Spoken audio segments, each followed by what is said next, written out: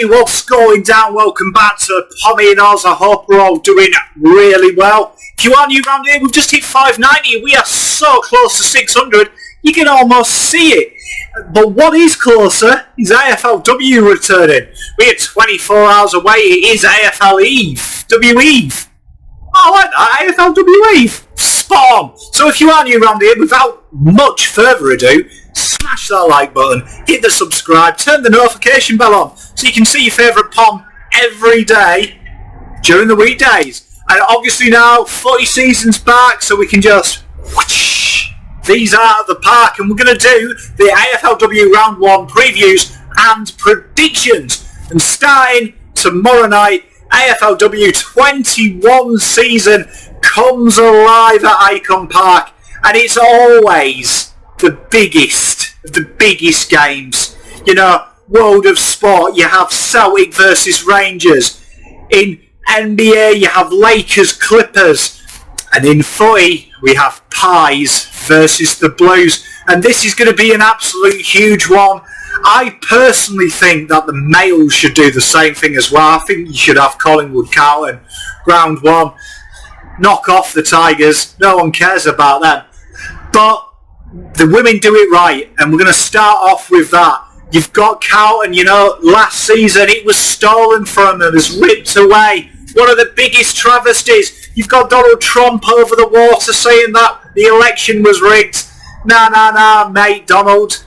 Look a bit closer to home here in Australia. The real daylight robbery was Carlton girls being robbed of their maiden flag by the AFL. Complete corruption, if you ask me. Only 2 games to go. They could have played it, but I ain't Gillian. And they kick off, obviously, against the Maggies. Now, the Maggies, they've taken Davey off us.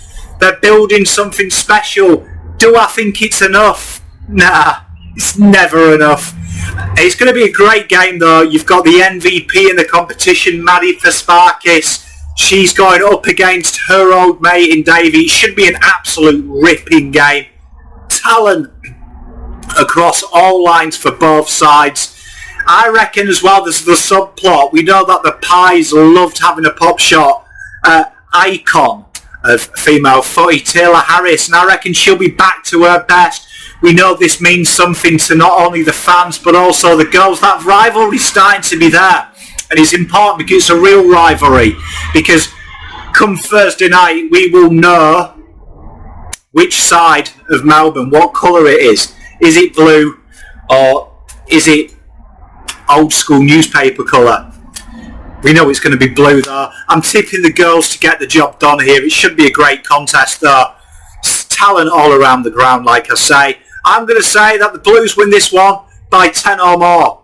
Then we go to Moorabbin on the Friday evening. Now this is going to be an intriguing one, this. We've got the St Kilda girls versus the Doggy girls. And it's really, you know, the suburban, you know, like, just rivalry, isn't it? And it should be a good game. I like games at Moorabbin as well. I think it's a nice little ground. I'd like to see it used in the male game. I know it's probably not big enough, they say, but I like these smaller, more niche grounds. And it should be a really, really intriguing game. We know last time out that the Doggies did get the upset, really. They taught the football lesson, really, to them in their debut year. But it's going to be interesting because, you know, you've got the new G-Train, haven't you? You've got Caitlin there. Absolute phenomenal. She took out the goal kickers medal last year. I reckon, you know, as well, with the players that she's got around her, another year in the system, I reckon she's going to be more formidable. I can't see the Doggies getting close. I reckon this is going to be 7 or more to St Kilda. I'm going to back my wife's team in here. St Kilda girls look like they're going places. I think the Doggies, you know, you can see that they're trying to, you know, build something. I mean, you've got Izzy Huntington there. I mean, rising star winner, very talented girl. But I just think that the Doggy and the St Kilda girls, they just have something.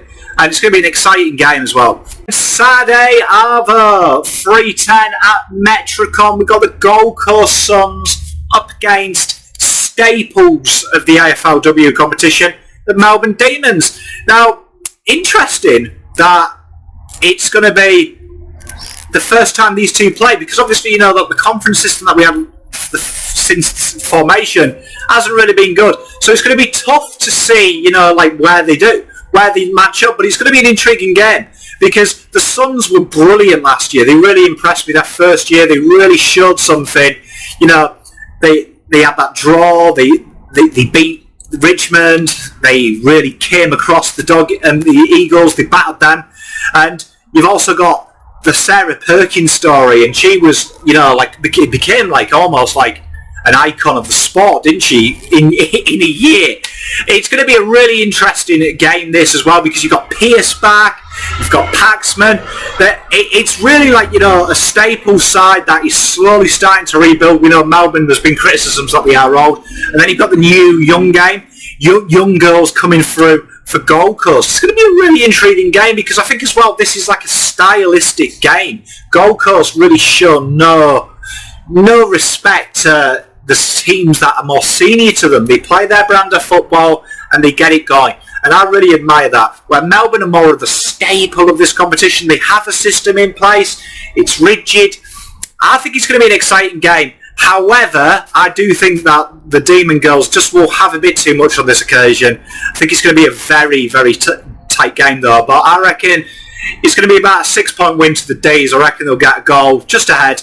And it should be a good game. Then, on the Saturday evening, 5:10? I'll say that's evening. We've got West Coast Eagles up against staples of this competition, Adelaide Crows. Now, the Adelaide Crows, they are technically the reigning premiers, I suppose, aren't they? Tough to beat. 2020 was a real bad year for Adelaide in the terms of the medical department, but they are back to full strength. Erin Phillips is a superstar, absolute pinnacle of this competition, and the AFLW needs players like Erin Phillips. We need to see these battles with Maddie, Daisy Pearce, etc. And it's going to be an absolute dream. Again, this is another game that is the first matchup between these two sides.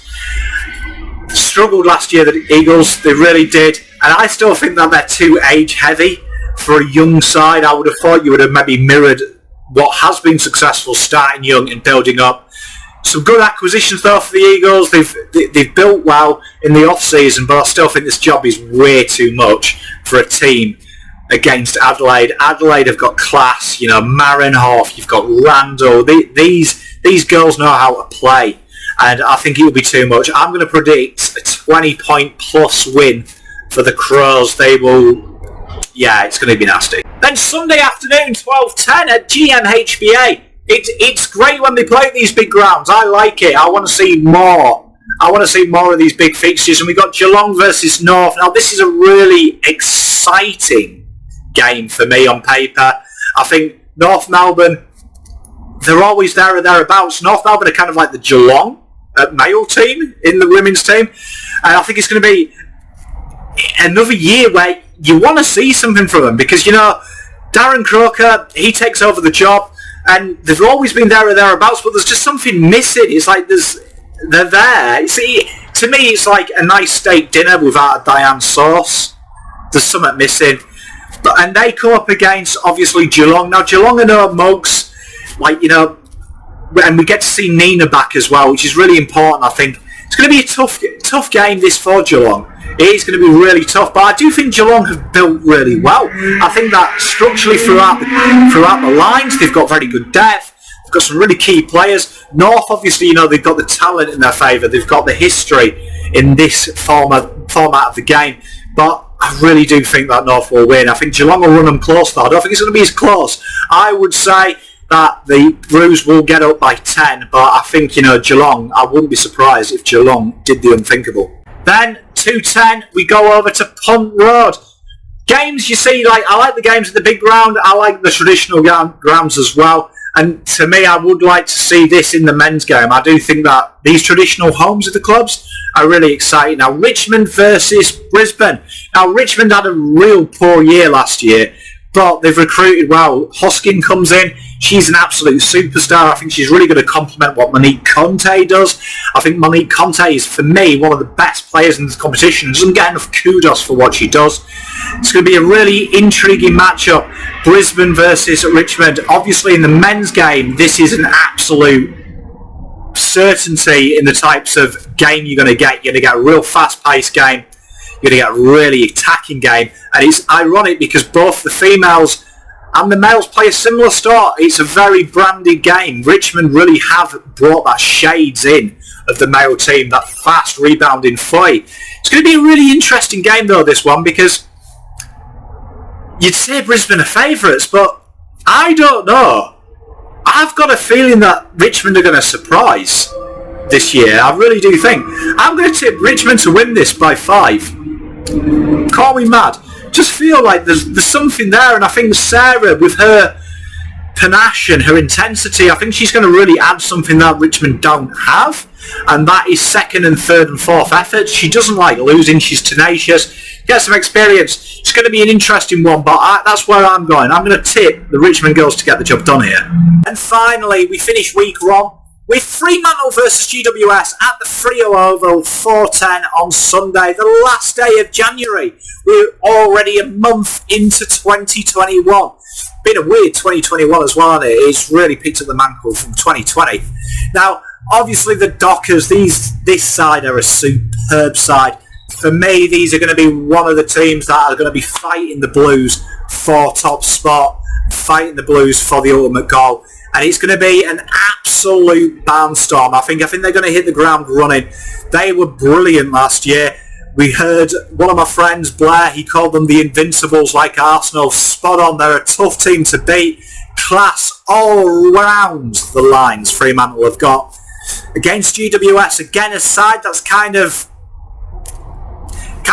again missing something. They've had a really interrupted pre-season as well, obviously, with the COVID. I hate that word.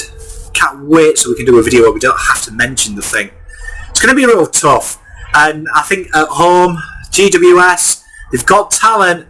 I don't think they've got enough, and I think it's going to be a blowout. I think Fremantle will win this one by 20 plus again. That's who I'm tipping for this one.